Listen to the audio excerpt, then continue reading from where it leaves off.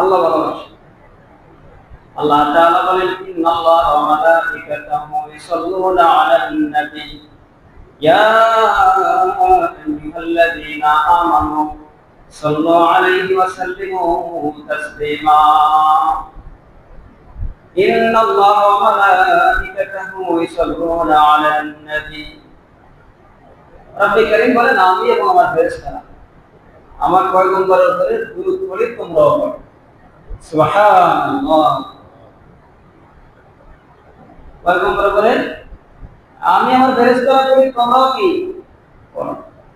কারণ আল্লাহ তাআলা তার হাবিবকে বড় ভালোবাসেন, মহব্বত করেন, বড় ভালোবাসেন। শুধু তাই নয়,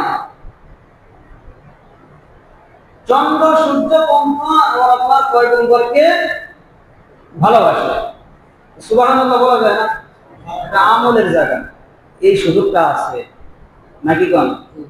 সুবহানাল্লাহ বলতে লস নাই, লস আছে নাকি? যত সময় মসজিদে থাকবেন এই সুবহানাল্লাহ আলহামদুলিল্লাহ বলা যায় নাকি কোন? একটা জিনিস মাথায় রাখেন, মসজিদে যারা এসে বসে থাকে এরা তো আমলের সব পাই, যদিও কোনো আমল না করে গুনাহ তো হয়ে গেছে না, ঠিক না? মসজিদে যতক্ষণ বসে থাকি গুনাহ তো হয়ে গেছে না। তাহলে এই সময়টাকে গনিমত মনে করা। আপনি মসজিদ থেকে বের হইলেই গুনাহ শুরু হয়ে যেতেছে। যেমন রবের সামনে এতটুকু কথা বলা যাবে, আল্লাহ ওই আধা ঘন্টা জুমার দিয়েছিলাম, ওই সময়টা গুনাহ করে দিই। এই জন্য অলসতা না করে সুযোগ পাইলে তাসবিহ করা, সুযোগ পাইলে কি তাসবিহ করা। তা বলতেছিলাম যে আমার পয়গম্বরকে সূর্য ভালোবাসে, চন্দ্র ভালোবাসে। হযরত আলী রাদিয়াল্লাহু তাআলা আসরের সময় দেখে পয়গম্বর ঘুমায় রয়েছে, সূর্যের দিকে তাকায় দেখি সূর্য দাঁড়ায় রয়েছে, সূর্য নড়ে না। সুবহানাল্লাহ, সূর্য নড়ে। আলী রাদিয়াল্লাহু তাআলা চিন্তা করেন, আমি যদি আমার পয়গম্বরকে ডাক দেই, পয়গম্বর ঘুম ভেঙে যাবে, কষ্ট পাবে। দাঁড়ায় রয়েছে, কিছুক্ষণ পরে পয়গম্বর উঠছে, ওঠার পরে নামাজ আদায় করছি। হযরত আলী রাদিয়াল্লাহু তাআলা চেহারার দিকে পয়গম্বর তাকিয়ে রয়েছে। আলী বলে, পয়গম্বর সূর্যটা নড়াচড়া শুরু করছে। ভাই আলী, তুমি এই কথা বলতেছো যে আল্লাহ আমাকে শোয়ায় রাখছে, ওই আল্লাহ সূর্যকে দাঁড় করায় রাখছে।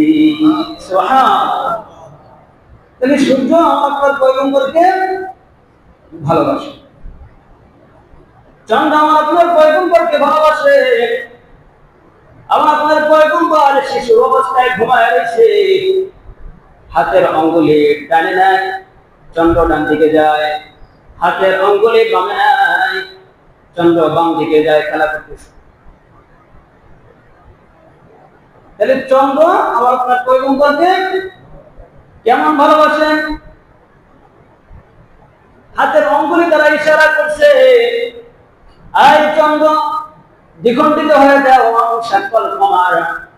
চন্দ্র দ্বিখণ্ডিত হয়ে গেছে। তাহলে সূর্য পয়গম্বরকে ভালোবাসে, চন্দ্র কি পয়গম্বরকে ভালোবাসে। আমার আপনার পয়গম্বর সরকার দো আলম নবী চাচা আবু তালেবের সঙ্গে ব্যবসার উদ্দেশ্যে রওনা দিয়েছি। সফরের মাঝে এক জায়গায় জিরাইতেছে, সবাই জানা হাঁটতে হাঁটতে জিরাইতেছে। আখলাক ওয়ালা নবী, আদব ওয়ালা নবী, মুরব্বিদেরকে সারা জায়গায় বসাইয়া নিজে একটু দূরে সরে বসে। মুরব্বিদেরকে ছায়ার মধ্যে বসাইয়া আমার আপনার পয়গম্বর একটু দূরে বসে। কিন্তু ওইখানে যে ছায়াটা আছে, এই ছায়াটা আমার আপনার পয়গম্বরকে ভালোবাসি। ছায়াটা লম্বা হইয়া পয়গম্বরের মাথার উপরে দাঁড়ায় গেছি। সুবহানাল্লাহ। এই ঘটনা একটা পাদ্রী দেখতেছে। একজন পাদ্রী দেখে ওই ছেলেটা যেদিকে যায় ছায়া সেদিকে যায়। পাদ্রী নামে এসে কাফেলাকে জিজ্ঞাসা করছে, এই কাফেলা তোমাদের সর্দার কি? ওই যে কুরাইশি সর্দার আবু তালেব। আবু তালেব রে, ওই ছেলেটা কি হয় তোমার? আমার ভাতিজা। আবু তালেব, ওই ছেলেটা শুধু তোমার ভাতিজা নয়, ওই ছেলেটা আখিরি জামানার পয়গম্বর হযরত মুহাম্মদুর রাসূলুল্লাহ সাল্লাল্লাহু আলাইহি ওয়াসাল্লাম। আবু তালেব রে, আমি তাওরাতের মধ্যে দেখেছি এইখানে ব্যবসায়ী কাফেলা আসবে, আর কাফেলার সাথে একটা বাচ্চা থাকবে যার নাম থাকবে মুহাম্মদুর রাসূলুল্লাহ সাল্লাল্লাহু আলাইহি ওয়াসাল্লাম। আর ওই কাফেলার ওই ছেলেটা কি মেঘের খণ্ডে ছায়া দিবি। হুবহু মিলে গেছে। আবু তালেব আর সামনের দিকে আগানো, আর সামনের দিকে আগানো না। বেঈমানেরা, ইহুদি নাসারারা উৎপেতে রইছে তোমার এই ভাতিজাকে হত্যা করতে। যাও যাও, তোমার এই মালামাল এইখানে বিক্রি করে দিয়ে তুমি তোমার এলাকায় ফিরে যাও। তাহলে আমরা আপনার পয়গম্বরকে মেঘের খণ্ডে ছায়াও কি ভালোবাসে। শুধু তাই নয়, পয়গম্বরের হাজত আছে। হাজত জঙ্গলের মধ্যে যা বইছে, হায়া যার মধ্যে ভরপুর ছিল, শরম যার মধ্যে ভরপুর ছিল, বসার সময় তাকে দেখি কেউ আবার দেখে ফেলায়। তারপর সতর্কতামূলক ওই যে পাশে গাছ গাছালি আছে, ইশারা দিছে, এই গাছ আসো, তাহলে সাজার আসো। বলতে দেরি আছে, আশপাশের গাছগুলো মাটি চিরে দৌড়ে এসে পয়গম্বরকে ঘিরে ফেলাইছে। পয়গম্বর হাত ছাড়ছে, আবার ইশারা দিছে, যাও জায়গায় চলে যাও। আবার চলে গেছি। বলেন, আমার আপনার পয়গম্বরকে গাছও ভালোবাসি, গাছেও কি ভালোবাসে। আমার আপনার পয়গম্বরকে শুধু গাছেই ভালোবাসে না, পাথরও ভালোবাসে। পাহাড়ের প্রদেশে পয়গম্বর বিশ্রাম করতেছি, বেঈমানেরা পাহাড়ের উপর থেকে একটা পাথর ছাড়ছে। পাথর, বেঈমানেরা তো জানে না এই পাথরটাও পয়গম্বরকে ভালোবাসি। পাথরটা আস্তে আস্তে নামতে পয়গম্বরের মাথার উপরে এসে দাঁড়ায় গেছে ছায়ার মতো। সুবহানাল্লাহ। শুধু পাথরেই ভালোবাসে না, পাহাড়ে ভালোবাসে।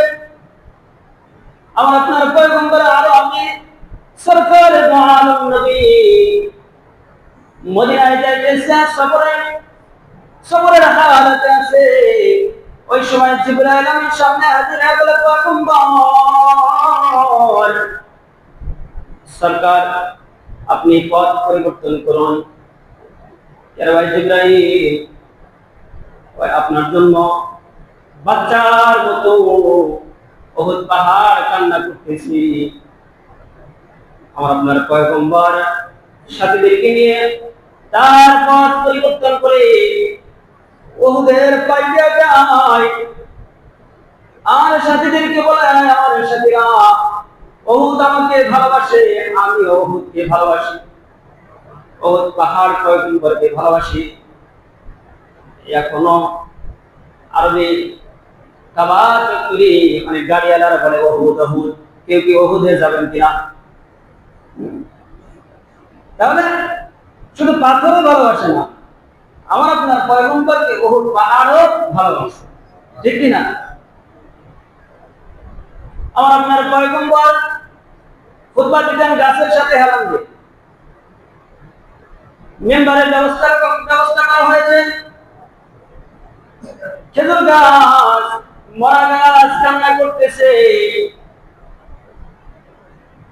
পয়গম্বর খেজুর গাছকে বললেন, এই গাছ তুমি কান্না করিও না, তোমার জন্য দোয়া করি, আল্লাহ তোমাকে জীবিত করে দিবেন। তোমার কাছে আবার খেজুর আসবে, তুমি কান্না করিও না। ইবনে মাসউদ বলেন উটের হ্যানহানের মতো একটা আওয়াজ আসতেছিল। আবার কেউ কেউ বলেন ছোট বাচ্চাদের মধ্যে যেমন কান্নার আওয়াজ পাওয়া যায় এরকম ভাবে কান্না করতেছিল। কান্না পেয়ে গেছি।